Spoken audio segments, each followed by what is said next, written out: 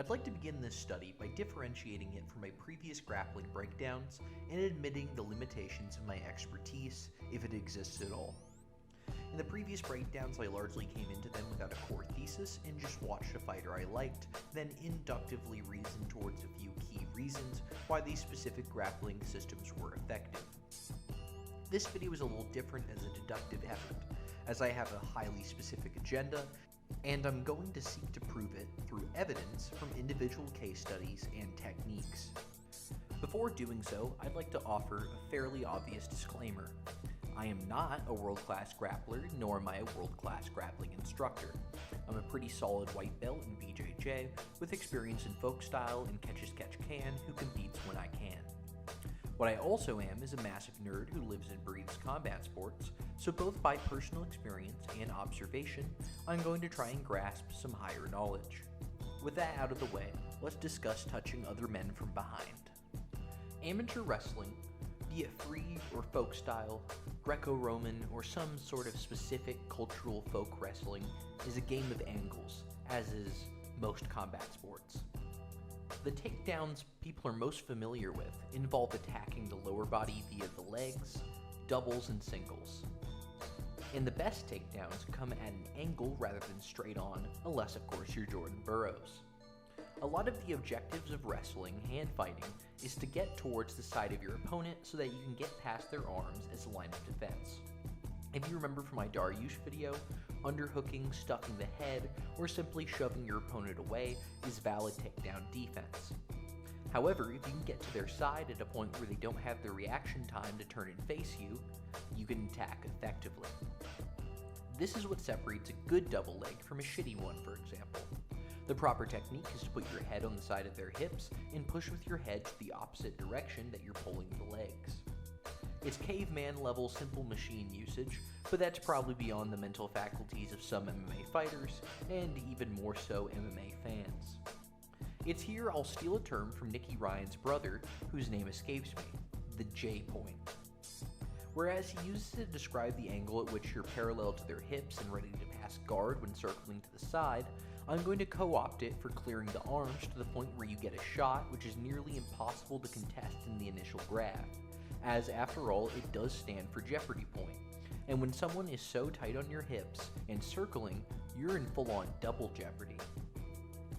Once your head is on the outside and rotating towards the back, as long as you keep moving, you reach an angle at which they no longer have the space to turn in or grab inside your head or shoulders. The logical endpoint of this angle cutting would then be to take the back itself. In MMA and submission grappling, the standing back take is often used weirdly and inefficiently in my opinion. If it happens against the cage, you usually get weird standing pseudo leg rides, or people attempting to just jump on their back, often to funny effect. The highest level MMA grapplers will go for mat returns, trips, or one of my favorite takedowns in recent years, where if you have your opponent facing the cage, you simply fall backwards and pull them with you like a pro wrestling O'Connor roll, something members of the Eagle team as well as our Lord and Savior Alexandre Pantoja often use to great effect. But let's talk about the mat return. I think it's often misunderstood as a technique deriving from brute force, assuming that it's basically a deadlift intended to slam, like a German or belly-to-back suplex. In reality, after the initial lift to take your opponent's base away from them, the effectiveness is in a twist that, wait for it, returns your opponent to the mat at a weird angle. The opponent is forced to either go to their knees or more commonly all fours to get back up, and that window where the opponent is solely focused on recovering is ripe for exploitation, perhaps trying to initiate a leg ride to permanently remove the base and then turning that ride into full back control, or in some cases even fully jumping onto the back if they're on their knees low enough. In that moment, you have what Dark Souls players call a punishment window. It's your move, and you could do a breakdown, initiate a wrist ride, a leg ride, half Nelson, whatever you want to do. A proper technical return starts with an explosive lift, which doesn't have to be that high, mind you, just enough to get their feet mostly off the ground, and it ends with the aforementioned twist, a violent jerk to either side that forces them to land awkwardly, and sometimes painfully on their forearms, knees, or stomach. It's also best done to the side rather than straight on the back. with the man performing it having a back body lock, then stepping to his side, putting one of his opponent's legs between his own, but one straight from behind can also be done well. One of the best parts of the takedown is that even if they get back to their feet, as long as you still have the back body lock, you can simply put them back down with another mat return or shoot a double. Sometimes your opponent will make you work for it, preventing your return by getting down on their knees with legs close together in the ground, which is a common reaction to being in a rear body lock against the fence, but this can be rectified with a wrestling breakdown from behind the opponent as aforementioned. If you're doing it with proper technique and not just trying to deadlift, and you try to make yourself heavy while they stand up, the energy they expend getting up will actually exceed the energy you use to put them down. It's the kind of cardio attritional grappling that would make Abdulnamap proud. Sometimes it can take 2 to 3 returns in order to fully put down an experienced defensive wrestler, but they will be gassed from driving their legs repeatedly to get back up. Being good at this takedown makes the standing back body lock an incredibly effective position, and speaking from experience can allow you to bully much heavier opponents. I stand at about 170 currently, but I have mat returned people in a 205 weight class before. It really isn't that difficult if you have the strength and you have the technique. For my next section, I'd like to very briefly view some MMA fighters who use the mat return at an elite level, starting with none other than Aljamain Sterling, who for my money is one of the most entertaining MMA wrestlers in the last decade or so. Aljo's fight against Movsar Evloev had some of the most entertaining wrestling scrambles I've seen in MMA in the past couple years. Of course, like a high-level wrestler, Aljo spent a lot of time on offense trying to circle the back. This is why he's known as one of the best back takers in MMA. You can see that each time he's in on a takedown, be it a double leg, single leg, or just having a body lock, he's pushing across Evloev's body with his head, trying to pass that J point. With about a minute left in the first round, Movsar stands up from being controlled against the cage and seeks to walk away from it. Aljo stands somewhat perpendicular to him, but still past the J point of Movsar's shoulders, keeping it a back body lock and not a front one. From here, he lifts him without much force necessary and sends him for a ride. The slam achieved the jarring effect that it was intended, extended Aljo's control, and probably hurt like hell on Evloev's knees. Again at about 3:30 in the third round, we see Aljo trying to circle to the point at which Movsar can't fully stop him from getting the back body lock. Movsar grabs a guillotine grip, but that's largely ineffective, and Aljo gets to the side with Movsar's legs in between him and lifts, putting him down hard and grabbing a wrist ride immediately. Finally, at 2 minutes, we see a less explosive variation, as Movsar is posted on all fours against the cage, and Aljo is keeping the back body lock from the side, but still importantly, behind the shoulders, so that Movsar can't reach backwards to turn ineffectively. He can only once again grab that ineffective guillotine grip. Aljo throws a knee, does the slightest lift, and flicks Movsar to the side, dragging him down to his knees. Funnily enough, in his first fight with Peter Yan, Aljo gets explosively returned by his opponent, with 30 seconds to go in the round 1.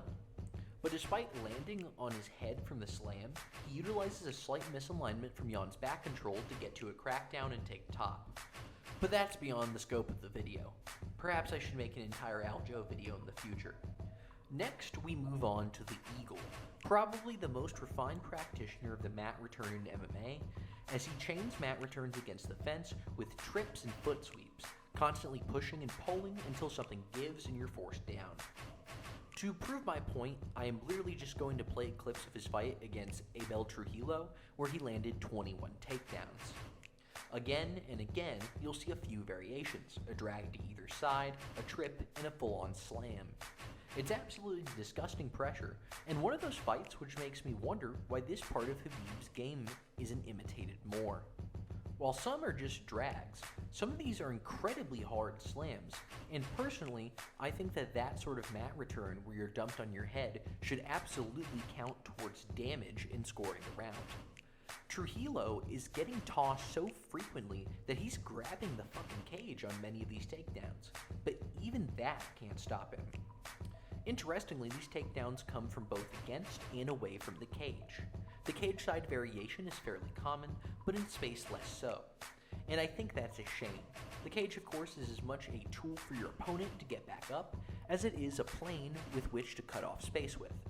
And currently we're seeing some high-level grapplers prefer to take down their opponents in space so that they can't use the cage to get up. For Khabib, this matters less, due to how specialized he is at wall wrestling. But nonetheless, the returns in the open look great. Why I love watching Khabib's returns is because they really emphasize that twist I've been talking about, and you can see him jarring the balance of his opponents incredibly easily, making their landing incredibly awkward and hard to cope with. This is probably the best use case I've seen for the takedown in MMA, an approach I implore other MMA grapplers to use. It's not going to make you Khabib overnight, but it is going to present problems for one's opponents. And you don't even need to be as strong as Khabib if you have really good technique and the basic strength of a fighter. Finally, Daniel Cormier's returns I'd like to highlight briefly because they mostly come off of a high crotch takedown rather than a back body lock. What it still is, however, is past that point at which his head is outside and circled enough that his opponent can't simply turn in, passing our aforementioned criteria. Against friend of the channel Josh Barnett, we see him lift, then hurl to one side. Obviously, here he's tossing Josh through the air in a way that's basically a pro wrestling fisherman or capture suplex, but the principles we've been looking at are all here. You could also see Cormier here doing a regular return to Rumble Johnson. DC loves to lift people in his takedowns, so it's no real surprise to see him doing this. I hope today that I've been able to quickly present the principles and proper technique behind the mat return, as well as present some use cases for MMA modeled by some of the best. While useful against the cage in its most common application, I personally think that more fighters should try and take the back standing in space in order to mat return and get a very quick and effective takedown. It's a hell of a lot better than trying to hop on the back and fall off, or depressingly commonly, losing the body lock as your opponent makes his way to the cage, thus gaining nothing from a strong position. That's easier said than done, of course. But then again, how often do you see a standing back body lock happening from a strike being slipped or overthrown and the intended target simply circles? It's not a terribly unthinkable thing to integrate into striking, simply being mindful of not just angles in terms of windows to land strikes, but windows to take the back. High-level grapplers in the sport already try to time shots like that, so in my eyes, using an even lower risk move is incredibly advantageous. If you like this study and would like to see more, comment below some ideas to spitball. If you deem this channel worthy of financial support, my Ko-fi will also be linked in the description. Thank you.